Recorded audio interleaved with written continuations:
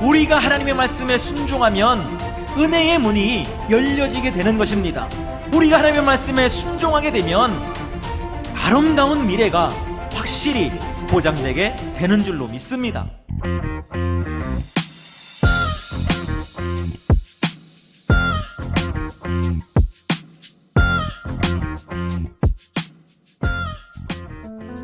우리는 이 세상을 살아가면서 전혀 예상하지 못한 문제를 만날 때가 있습니다. 어느 날 갑자기 건강이 나빠져서 생명을 유지하는데 어려움을 당하기도 하고, 또는 가정과 사랑하는 자녀들에게 갑자기 문제가 생겼을 때, 그런가 하면 지금까지 잘 되었던 사업이 어느 날 갑자기 부도를 맞게 되기도 합니다. 그렇다면 바로 그 순간에 우리는 어떻게 해야 할까요? 어떻게 해야 그러한 위기를 기회로 삼아서 인생 역전 드라마의 주인공이 될 수 있겠습니까? 오늘 우리는 이 본문을 통해서 위기를 기회로 바꾼 담대한 믿음의 사람 한 사람을 만나게 되는데요, 바로 히스기야 왕입니다. 그는 하나님만 의지하고 철저하게 계명들을 지킴으로 하나님께서는 그를 형통하게 해주셨다는 거예요. 그랬던 그가 어느 날 갑자기 병들어서 죽게 되었다는 겁니다. 우리는 이 위기를 잘 극복해 나가는 히스기야 왕을 통해 이 세 가지 지혜를 배울 수가 있는데요, 첫째로 인생의 위기를 만났을 때는 원망하지 말아야 합니다. 성경에는 히스기야가 왜 죽을 병에 걸리게 되었냐, 여기에 대해서는 정확한 기록은 없어요. 오히려 원망하고 불평을 할 만합니다. 왜냐하면 그는 산당들을 제거하고 우상을 깨뜨리고 아세라 목상을 제거하는 등 종교개혁을 단행했던 사람이에요. 그리고 온전히 하나님의 계명을 잘 지켰던 그러한 사람입니다. 또한 그는 나라가 위기에 처해 있을 때 하나님만 의지하고 전심으로 기도했던 그런 믿음의 사람입니다. 그랬던 사람이 어느 날 갑자기 39세에 죽게 된 거예요. 얼마나 화가 나겠습니까? 얼마나 당황스럽겠습니까? 얼마나 원통하겠습니까?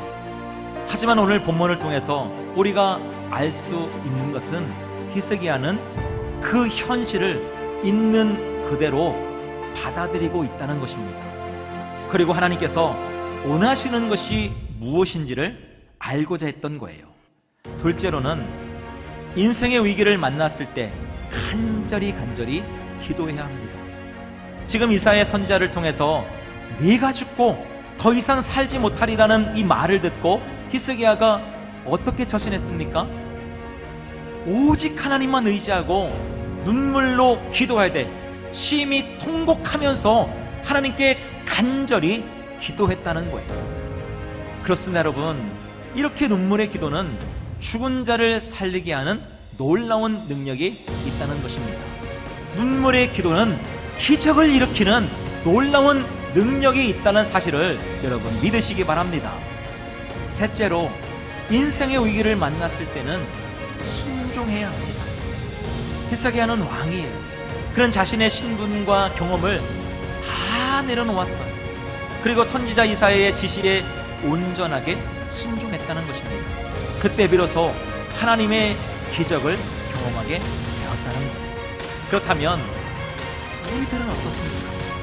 하나님의 말씀이 나의 경험과 지식에 비추어 보았을 때 전혀 이해가 되지 않습니까? 비록 그렇다 할지라도 여러분 순종하시기 바랍니다. 그렇습니다, 여러분.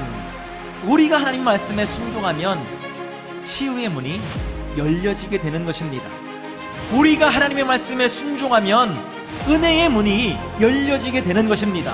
우리가 하나님의 말씀에 순종하게 되면 아름다운 미래가 확실히 보장되게 되는 줄로 믿습니다. 사랑하는 성도 여러분, 그러므로 이렇게 갑자기 인생의 문제를 만났을 때는 히스기야 왕처럼 원망하지 말고 오히려 주님만 바라보면서 기도하고 하나님 말씀에 그대로 순종하는 여러분들이 되시기를 바랍니다.